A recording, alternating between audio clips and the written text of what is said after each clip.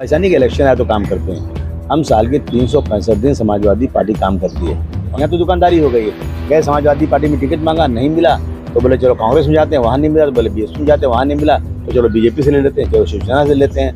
तो महाराष्ट्र में मैंने जो फैसला किया, मेरे पीछे समाजवादी पार्टी है, मैं अकेले, मेरी कोई हैसियत नहीं है। श्री मुलायम सिंह यादव जी का ताकत, उनका नाम। लेकिन मुसलमानों को किसी तरह से गद्दार बताना है और हमारे हिंदू भाइयों में जो गंगा जमुनी तहजीब है उसको बर्बाद करके मुसलमानों को एक नए चाइना के लोगों ने नया नक्शा निकाल दिया है कि हमारी चाइना की बाउंड्री ये है। और लाल आंख दिखाने वाले क्या बैठे कर रहे हैं। समाजवादी पार्टी बीएसपी मिल जाएगी तो हम यही नहीं पूरे देश में हम लोग राज करेंगे। क्या हुआ देखा आपने कि बहन जी टिकट बेचती हैं, पैसा लेती हैं, सब कहते हैं, मैं अकेला नहीं कह रहा हूँ, सबसे पैसे मांगती हैं, मेरी बर्थडे पैसा में दो। मेरा नेता अखिलेश जी आज तक 1 रुपया किसी लेता नहीं। बर्थडे हमारी हम मना लेंगे। नेताई ईडी जो लोगों को भ्रष्टाचार में पकड़ रही है उसको नहीं मालूम कि कितना ब्लैक मनी है। तो मुझे लगता है कि मुझे ऐसा लगता है कि ईडी ने सेट कर दिया है कि अब जो हम कहते हैं वही करो। और मुझे 100 किलो दूध है, लेकिन अगर आप ये कतरा लेमू है तो मेरा दूध तो बर्बाद हो जाएगा ना। तो ये बर्बादी रोकना है किसी तरह से। और सुश्री मायावती जी ने अभी आपने ये तो बिल्कुल सच है कि जहाँ समाजवादी पार्टी जीते वहाँ बीजेपी को जिता दो। उनका स्टेटमेंट सुना आपने? ये उम्मीदवार इंडिया है, इंडिया इज ग्रेट, इंडिया को जिताना है। तो क्या ओवैसी साहब को भी आना चाहिए इंडिया के साथ? नहीं आना चाहिए, नहीं आना चाहिए। जो लोग वो एक आपने सुना ना, मुंह में राम बगल में छुरी। जो आप मुंबई में इंडिया अलायंस की बैठक के बाद महाराष्ट्र समाजवादी पार्टी के प्रदेश अध्यक्ष विधायक अबू आजमी का बड़ा बयान। यूपी 9 न्यूज से बात करते हुए अबू आसिम आजमी ने सरकार को आड़े हाथों लिया है। वहीं ओवैसी से गठबंधन पर भी अबू आजमी ने बड़ा बयान दिया है। आइए आपको पूरी रिपोर्ट दिखाते हैं। नमस्कार, मैं हूं आदिल अंसारी, आप यूपी 9 न्यूज़ के साथ। आज हमारे साथ मौजूद हैं महाराष्ट्र समाजवादी पार्टी से विधायक प्रदेश अध्यक्ष अबू आसिम आजमी जी। सबसे पहले सर आपसे एक सवाल पूछता हूं। आपने महाराष्ट्र में पार्टी के लिए बहुत मेहनत की, 2 विधायक हैं मौजूदा समय में, कई कारपोरेटर भी हैं, संगठन भी है, मजबूताई से आप मेहनत कर रहे हैं। 2024 में लोकसभा चुनाव होना है और जल्द ही या कभी भी बीएमसी का भी चुनाव हो सकता है। इसके लिए पार्टी के लिए आपने क्या रणनीति बनाई और क्या मेहनत की जा रही है आगे के लिए? देखिए, रणनीति यही है कि हम लोग अलग अलग इलाकों में जा कर के लोगों के सवालों पर आंदोलन कर रहे हैं। लोगों की मांग क्या है, लोगों को प्रॉब्लम क्या है, इन चीज़ों पर जान करके हम विधान भवन में, विधानसभा में और मंत्रालय में, मिनिस्टरों के पास, कारपोरेशन में इनके जो भी काम है इसको करवाने की पूरी कोशिश कर रहे हैं ईमानदारी के साथ। अच्छा, हम ऐसा नहीं कि इलेक्शन आए तो काम करते हैं। हम साल के 365 दिन समाजवादी पार्टी काम करती है। हमारे पास अभी 2 विधायक, हमारे पास 4 विधायक थे, 23 नगर सेवक थे। लेकिन क्या होता है ना कि आज का कार्यकर्ता लोभी हो गया है। वो आइडियोलॉजी से काम नहीं कर रहा है, वो आज डर में और लालच में काम कर रहा है। मैं समझता हूँ कि वो कार्यकर्ता सबसे अच्छा है जो अपनी आइडियोलॉजी पे काम करे। यहाँ तो दुकानदारी हो गई है। गए समाजवादी पार्टी में टिकट मांगा, नहीं मिला तो बोले चलो कांग्रेस में जाते हैं, वहाँ नहीं मिला तो बोले बीएसपी में जाते हैं, वहाँ नहीं मिला तो चलो बीजेपी से ले लेते हैं, चलो शिवसेना से लेते हैं। तो जिनके खिलाफ लड़ाई लड़ते हैं ना, लालच और डर में उन्हीं के साथ चले जाते हैं। इसलिए हम लोग थोड़ा जो है ना, हम जैसे लूडो का गेम होता है ना, कि ऊपर गए फिर वो सांप के मुंह में आए फिर नीचे आ गए, तो ऐसी चीज़ें होती हैं। लेकिन हम लोग पूरी मेहनत से काम कर रहे हैं। मेरी पार्टी राज्य की पार्टी है, अभी तक मेरी पार्टी नेशनल पार्टी नहीं बनी है। तो अभी जो है हम लोग महाराष्ट्र में ऐसी जगह पर कोशिश कर रहे हैं जहाँ समझते हैं कि पथरीली ज़मीन है, वहाँ हम लोग जो है अपना फसल उगाने की कोशिश कर रहे हैं। महाराष्ट्र में अबू आसिम आजमी ने ही पार्टी को खड़ा किया, मजबूत किया। 2024 में जैसे लोकसभा चुनाव, तो संगठन की मजबूती के लिए कार्यकर्ताओं को कैसे जोड़ा जाए? देखिए, ऐसा नहीं कि महाराष्ट्र में मैंने जो खड़ा किया, मेरे पीछे समाजवादी पार्टी है, मैं अकेले, मेरी कोई हैसियत नहीं है। श्री मुलायम सिंह यादव जी का ताकत, उनका नाम, उनका किया हुआ काम, और फिर उसके बाद मैं उनके कामों को लेकर लोगों के बीच में मेहनत करूँ ईमानदारी के साथ, तो पार्टी बढ़ रही है। अब आने वाले 2024 में हम किसी तरह से जो इंडिया अलायंस है वो जीते।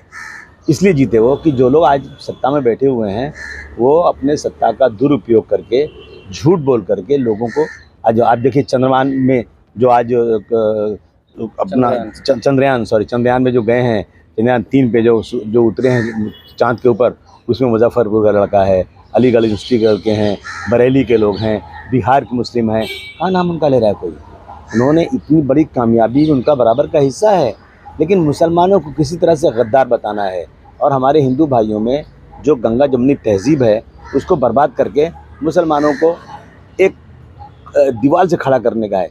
और संविधान की धज्जियाँ उड़ रही हैं। आप देख रहे हैं चाइना के लोगों ने नया नक्शा निकाल दिया है कि हमारी चाइना की बाउंड्री ये है।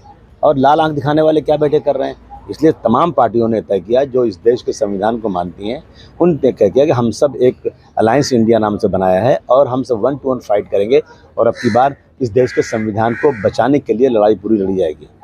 बहुजन समाज पार्टी बहन जी ने अलायंस से नाता तोड़ा, वो ना एनडीए के साथ है ना इसके साथ है, तो क्या लग रहा है इससे एनडीए का या इंडिया का किसका नुकसान होगा? नहीं, देखिए मैं कुछ टिप्पणी नहीं करना चाहता हूँ, मैं एक छोटा कार्यकर्ता हूँ, वो लोग बड़े वो हैं। लेकिन पिछली बार आदरणीय अखिलेश जी ने बहुत ही झुक करके बोलते हैं जिसको, किसी तरह से अलायंस होना चाहिए। एक टॉक ऑफ द टाउन था बात कि जब समाजवादी पार्टी बीएसपी मिल जाएगी तो हम यहीं नहीं पूरे देश में हम लोग राज करेंगे। क्या हुआ फिर देखा आपने, जो अच्छी सीटें थीं वो भी मांगा सुश्री मायावती जी ने, अखिलेश जी ने उसको भी दे दिया और अपना अपमान भी सहा, सब कुछ किया, लेकिन अंदर अंदर उन्होंने समाजवादी पार्टी हार जाए। जहाँ जहाँ समाजवादी पार्टी जीतने को उम्मीद थी वहाँ उन्होंने ऐसे कैंडिडेट खड़ा कर दिए जो हमारा वोट बैंक था, तो वोट बिखर गया। क्या क्या हालत हुई उनकी।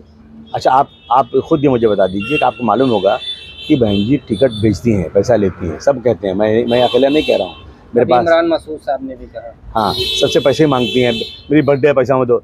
मेरा नेता अखिलेश जी आज तक 1 रुपया किसी लेता नहीं। बर्थडे हमारी है, हम मना लेंगे, नहीं मनाएंगे बर्थडे, हम जो है पैसे किसी लेते नहीं। एक टिकट के लिए 1 रुपया आज तक कोई माई का लाल पूरे देश में कह दे कि समाजवादी पार्टी या महाराष्ट्र हो या यूपी हो, पैसा किसी से लिया हो।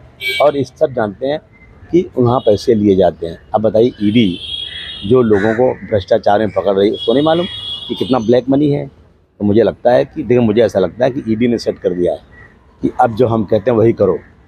और मुझे डर है कि अब जो टिकटें बंटवारा फिर होगा ना, तो ये ऐसे लोगों को वहाँ हमारी जहाँ पे सीट चुन आने की उम्मीद है वहाँ ऐसे लोगों को टिकट देंगे कि वोटों का बंटवारा हो जाए और हम हार जाएँ। पिछली बार हम लोग कितने वोट से हारे, मतलब अगर हम मैक्सिमम बात करें 5000 वोट से, हम लोग सैकड़ों सीटें हारे हैं। 200, 300, 1000, 1500, 1700, 1800 ऐसी सीटों से तो हम लोग बहुत सीटें हारे हैं। अगर ये नहीं होता, सिर्फ 3500 वोट चाहिए था, 3500, 3 करोड़ वोट लेने के बाद 3500 वोटों से हम लोग पीछे रह गए। हमारे अपने ही भाई जाकर वहाँ पे कुछ पैसे लेकर के दलाली करके वोटों को काटने का काम करते। देखिए मेरे पास 100 किलो दूध है, लेकिन अगर आप एक कतरा लेमू है तो मेरा दूध तो बर्बाद हो जाएगा ना। तो ये बर्बादी रोकना है किसी तरह से। और सुश्री मायावती जी ने अभी, आपने ये तो बिल्कुल सच है कि जहाँ समाजवादी पार्टी जीते वहाँ बीजेपी को जिता दो, उनका स्टेटमेंट सुना आपने, पहले भी सुना है। और ये इन्होंने जब अभी इलेक्शन था राज्यसभा का तो ओपनली उन्होंने कहा, उनको किसी का डर नहीं है, उन्होंने कहा कि हमारे जितने भी एमएलएज हैं वो सब के सब बीजेपी को सपोर्ट करेंगे। तो फिर कैसे इसमें आ सकती हैं? मैं समझता हूँ कि इसमें आएंगी ना तो और प्रॉब्लम ही होने वाला है। सर इंडिया अलायंस की 3 बैठक हो चुकी है, अभी तक पीएम उम्मीदवार पर भी बार बीजेपी हमलावर होती है। पीएम उम्मीदवार का चेहरा, अरे भाई ये तो बहुत छोटी सोच है ये लोगों की ना। पीएम उम्मीदवार इंडिया है, इंडिया इज़ ग्रेट, इंडिया को जिताना है। जीतने के बाद सब तय करेंगे कौन बनेगा प्रधानमंत्री, बिल्कुल पहले से नहीं। मुझे पूछेंगे तो मैं कहूँगा अखिलेश जी बन जाए। अब जो है, अब दीदी के लोगों से पूछेंगे, कलकत्ता वालों से, बंगाल वालों से कहेंगे दीदी बन जाए। यहाँ पूछेंगे उद्धव ठाकरे बन जाए, वहाँ पूछेंगे बिहार में पूछेंगे आप तो नीतीश कुमार बन जाए। हर कार्यकर्ता चाहता है और अच्छी बात है, ये बोलना चाहिए। इससे क्या होता है ना, जैसे मैं कहूँ कि श्री अखिलेश जी इस देश के प्रधानमंत्री बनना चाहिए, तो मेरे कार्यकर्ताओं में जोश आएगा, मेहनत करेंगे, काम करेंगे, इसमें कोई बुरा मानने की बात नहीं है। लेकिन किसी को जिद नहीं करना है, सीटें कम मिलें मान लेना है, लेकिन जहाँ उम्मीदवार तगड़ा हो, किसी पार्टी की तरफ से लड़ना चाहता हो, उसको सीट दे देना चाहिए। और हमें देश बढ़ाया है, देश को बढ़ाना है। पार्टियां छोटी चलेगा, देश रहेगा तो हम सब रहेंगे। सर बैठक में आगे की रणनीति पर क्या विचार किया? देखिए पहले ना जो लोग साथ बैठते नहीं थे वो सब साथ बैठ रहे हैं, एक जगह आ रहे हैं, खाना खा रहे हैं, नाश्ता कर रहे हैं, एक जगह एक ही होटल में सो रहे हैं, बातचीत हो रही है, नज़दीकियाँ बढ़ रही हैं। अब अगली जो मीटिंग होगी ना उसमें सीटों की शेयरिंग की बात होगी। जब नफ़रत ख़त्म होती है, नज़दीकियाँ बढ़ती हैं, प्यार बढ़ता है, तो आपस में फिर बातें भी अच्छी होती हैं। तो अब जो है ये बहुत अच्छा काम हो रहा है। 3 मीटिंग हो चुकी है, चौथी मीटिंग में इंशाल्लाह मुझे लगता है कि अब ये तय होगा कि सीटें किसको कितनी मिलनी है। और कोऑर्डिनेशन कमेटी बन गई, हर पार्टी के लोग उसमें कोऑर्डिनेशन करेंगे और समझता हूँ कि जीत अब की बार इंडिया की पक्का होगी। सर एक आखिरी सवाल पूछता हूँ, क्या ओवैसी साहब को भी आना चाहिए इंडिया के साथ? नहीं आना चाहिए, नहीं आना चाहिए। जो लोग वो एक आपने सुना ना, मुँह में राम बगल में छुरी। जो आप मैं नहीं कह रहा हूँ, देखिए लोगों को बुरा लगेगा, जो लोग झूठी कस्में खाते हैं और जनता को बेवकूफ़ बनाते हैं। मैं उस्मानिया अस्पताल में पहुंचा, इतनी शोर था वहां पर कि किसी के पास ये कुछ ग्रुप का ब्लड है क्या? मैंने कहा मेरे पास है, ये उनका स्टेटमेंट है। मैं अल्लाह को हाजिर नाज़िर जान कहता हूं कि मैं सो गया, मेरा एक बॉटल खून लिया, मैंने बॉटल को लिया, सीधा भाग कर गया वार्ड में जहाँ लोगों को खून की ज़रूरत थी, फिर वापस आया, फिर मैं सो गया, फिर मैं गया, फिर मैं आया सो गया, 15 बार मैं सोया, 15 बाटली खून मैंने दिया।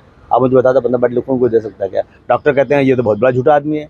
और जो ये कहता है, आप जाइए, मैं आपको यकीन दिलाता हूँ, जितने लोग बीजेपी से नफरत करते हैं, सांप्रदायिकता से नफरत करते हैं, वो जाएँ गुजरात में। गुजरात का MIM का जो प्रेसिडेंट बनाया गया है, किसने बनाया है, कौन है वो? उनकी शादी में नरेंद्र मोदी जी आते हैं, वही तय करते हैं वहाँ पे अमित शाह साहब कि किसको टिकट देना है, कहाँ से देना है।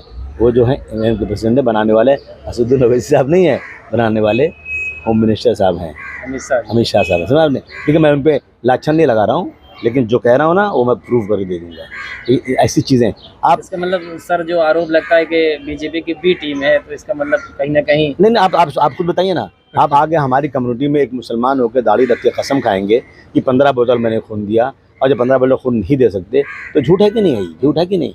ये आप वोटों के लिए झूठ की वो क्या बात है? कितना पैसा चाहिए?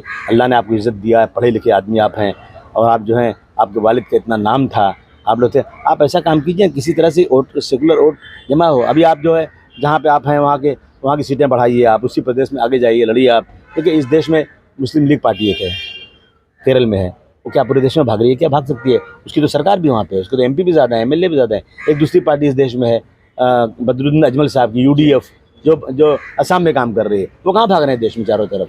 ये क्यों भाग रहे हैं चारों तरफ? मुसलमानों के लीडर बनने की कोशिश कर रहे हैं, और जाए UP में लड़े, चारों तरफ लड़े। कितनी सीट चुन के आई? एक भी चुन के नहीं आई। लेकिन इनका भाषण जो है ना, ये सबको एकत्र कर देता है, फिरका परस्तों को, और इसके वजह से मैं जो हाथ जोड़ के निवेदन करना चाहता हूँ, वक्त बहुत ख़राब है, इस वक्त जज्बात में काम नहीं करना है, बहुत सोच समझ के करना है, ताकि इस देश का संविधान बाकी रह जाए। ये थे हमारे साथ समाजवादी पार्टी के प्रदेश अध्यक्ष अबू आसिम आजमी, जिनका साफ कहना है कि अब लोगों को साथ आना चाहिए और संविधान बचाने के लिए लड़ाई लड़नी चाहिए। जुड़े रहिए UP9 न्यूज़ के साथ।